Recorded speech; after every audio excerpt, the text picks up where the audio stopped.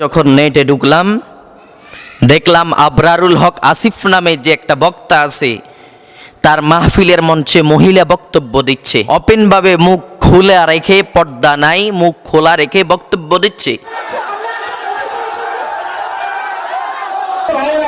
আপনাদেরকে অনুরোধ করতেছি, আপনারা একটু কথা শুনুন।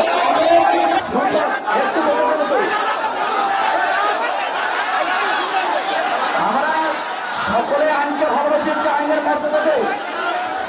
আচ্ছা আচ্ছা, ঠিক আছে, আচ্ছা।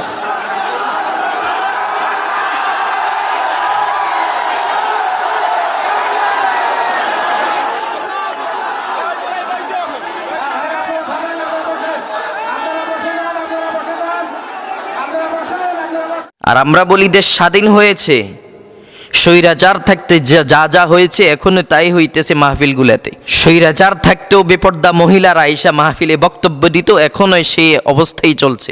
মহিলারা থাকবে পর্দা, তাদের জন্য পর্দা করা ফরজ, তারা থাকবে ঘরের ভিতরে। মাহফিল করে হেদায়েতের জন্য, মানুষ দু চার কথা শুনবে, হেদায়েত হবে। কিন্তু মাহফিল হয়ে গেছে ব্যবসা। নেতা আসবে, তাকে স্লোগান দিয়ে স্বাগতম জানাবে, বক্তা সাহেবের বয়ান বন্ধ দিয়ে নেতার স্লোগান চলবে, বক্তা সাহেবের বয়ান বন্ধ দিয়ে মাঝখানে নেতার বক্তব্য চলবে। তো এটা হাসি তামাশার জায়গা, এটাকে নাটক সিনেমার জায়গা। কোরআন হাদিসের কথা চলতেছে, সেখানে কোরআন হাদিসের কথা বন্ধ করে নেতার বক্তব্য দেওয়া হয়। স্বৈরাচার থাকতে আমরা যা যা দেখেছি এখনো তাই দেখতে হচ্ছে আমাদের। না হলে মহিলা থাকবে, ঘরে থাকবে, নিরাপদ থাকবে, বেপর্দায় মাহফিলের মঞ্চে উঠে দেওয়া হয়েছে। এই মাহফিলগুলা কারা করে তাদের নাম লিস্ট করা দরকার, তাদেরকে আগে আইনের আওতায় আনার দরকার। কারা এদেরকে মাহফিলে দাওয়াত দেয় তাদেরকে আইনের আওতায় আনা দরকার। সামান্য টাকার জন্য আপনারা হেদায়েতের মঞ্চটাকে নাপাক করে দিচ্ছেন।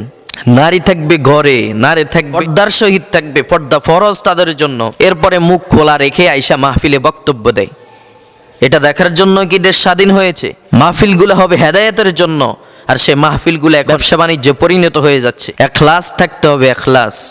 ভিতরে যদি এখলাস না থাকে কোনো লাভ হবে না। ভিতরে এখলাস না থাকলে কিচ্ছু হবে না, হেদায়েত আসবে না। সারা জীবন বয়ান হবে, ওয়াজ হবে, কিন্তু হেদায়েত হবে না যদি এখলাস না থাকে। আমরা দেশ স্বাধীন হয়েছে, হ্যাঁ স্বাধীন হয়েছে বলে ঘুমাইতেছি। দেশ যদি স্বাধীন হতো তাহলে সোনার বাংলাদেশে বিভিন্ন জায়গায় ডাকাতি হতো না।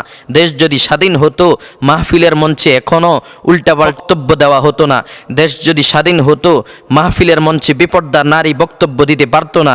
দেশ যদি স্বাধীন হতো মাহফিলে বাধা দিত না। দামি একটা মজলিস, মানুষ হেদায়েতের জন্য আসবে, মাহফিলে কিছু কথা শোনার জন্য আসবে। সেখানে বেপর্দা নারী দিয়ে যদি বক্তব্য শুনতে হয়, এটা মাহফিল নাকি ব্যবসা?